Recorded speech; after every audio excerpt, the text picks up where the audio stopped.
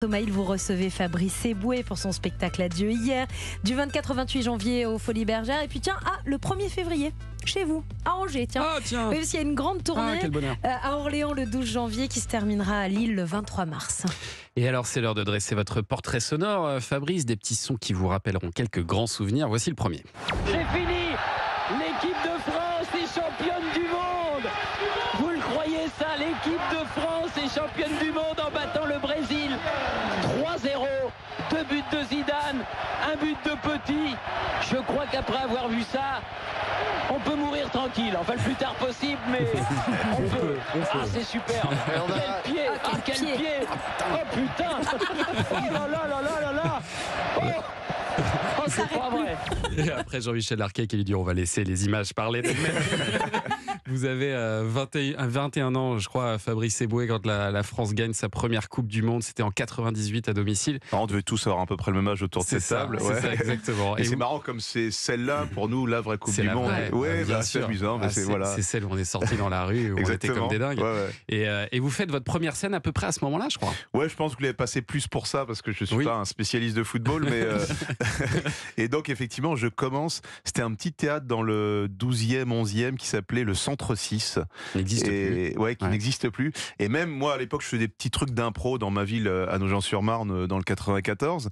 Et pour vous dire autre chose, je sais même pas si ça existe encore, on s'aperçoit avec un pote dans le Pariscope. Je dis peut-être un mot, je sais pas si. Si, nous, ça nous parle. Les gens ne savent pas. Avant le ciné, il y avait Pariscope. Exactement. C'était le répertoire de toutes les sorties à Paris.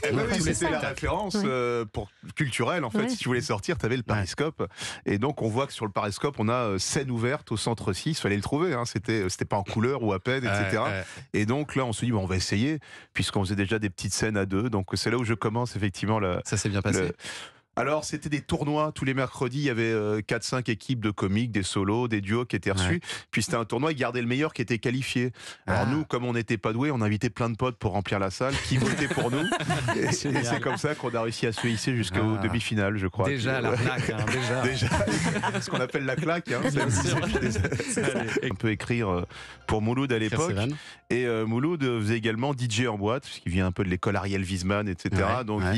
Et moi, j'avais un personnage. Je suis grand fan de pasteurs. Vous savez, aux États-Unis, j'adore aller voir les pasteurs parce que c'est un vrai truc d'éloquence, de prise de parole. J'étais encore à Harlem il y a pas longtemps juste pour voir parce que c'est très impressionnant. C'est du one man quelque part. Les mecs, ils font des choses. Donc j'avais un personnage en boîte qui consistait à haranguer la foule pour faire monter la sauce. Pasteur Fabrice. En pasteur, voilà, pasteur Fabrice. Et donc j'étais à côté de Mouloud qui lui mixait. Puis moi, voilà, je faisais. Et du coup, Francis Lalanne qui connaissait Mouloud était là un soir et me voit. Il me dit mais j'ai un rôle de prêtre dans un court-métrage sur le Moyen-Âge, un prêtre qui veut bannir les hérétiques. Est-ce que tu serais d'accord pour le faire? Je dis, écoute, pourquoi pas? Je n'étais pas spécialement comédien. Je faisais déjà un peu de one man. Je dis, allez, allons-y. C'est quand même très improbable. Fabrice Eboué, Francis Lalanne et Mouloud. Voilà, c'est un camoulox. Extrait sûr. Salut, je me présente, Grosse. Grosse Keta. C'est moi le manager de la diva. C'est moi qui fais tout en fait. Fatal en Adidas, c'est moi. Le forfait mobile Fatal Kit, c'est moi. Les jantes de voiture Fatal Chrome, le Fatality, Fatal Mag, Rent Fatal, Fatal Store, tout ça c'est moi.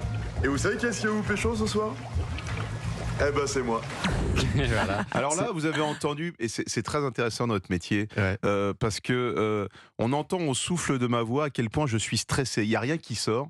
C'est ma toute première scène au cinéma. Tout premier film. Ouais, voilà, avec Michael Youn, qui est pas une grande scène de cinéma pour le coup, surtout au niveau de l'acting.